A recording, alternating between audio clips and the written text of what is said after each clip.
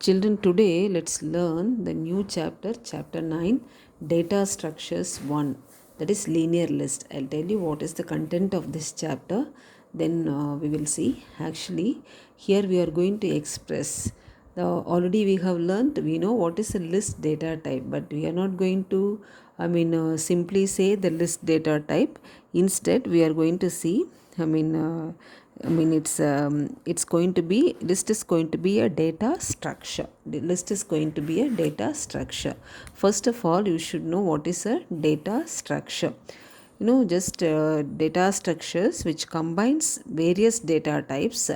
Actually, this data structure combines various data types in a group and allows processing of the group as a single unit. So you can allow, see, it will just combine everything together and it will make it as a single unit. So automatically the processing is very simple.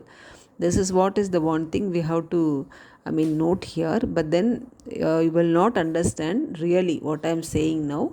Slowly, when we go step by step, first the theory parts, then you will be understanding. This is also one of the chapter which includes all programs.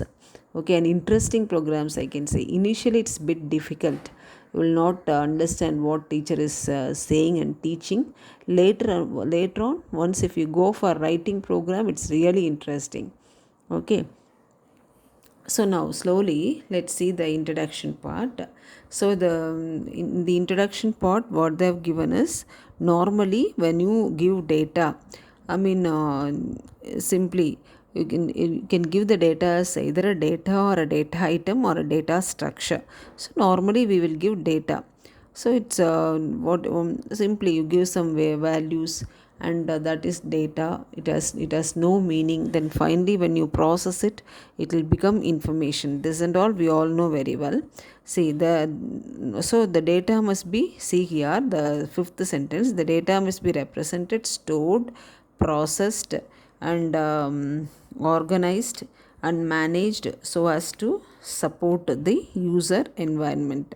So we need to represent, we need to store, we need to organize, we need to process, and we need to manage. And we need to manage how all these can be done. So we will see the best answer for this is organizing the data in a single group. That is what we call as data structures. Okay, so now we'll be learning. Yeah, you see, for in the first part of the chapter we will be introducing what is data structures, introducing data structures. But in the second part we will be learning about list data structure, how list data structure will work. We know list data type, but we don't know what is list data structure. We will be learning. The next one is elementary data representation.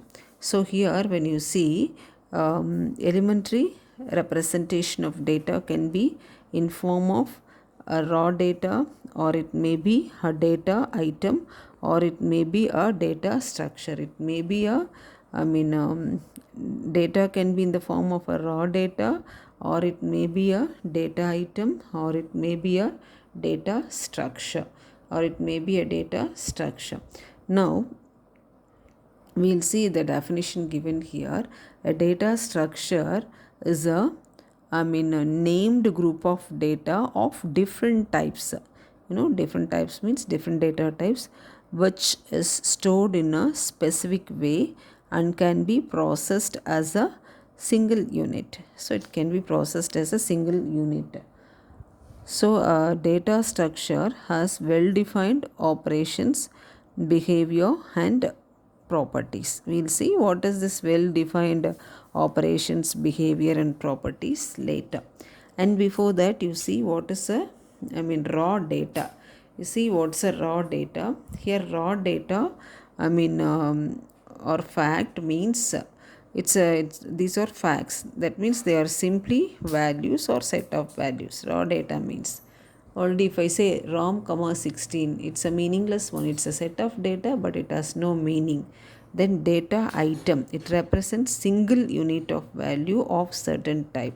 Single unit of values, that means what? Combined unit. Data item, even you can say list is a data item.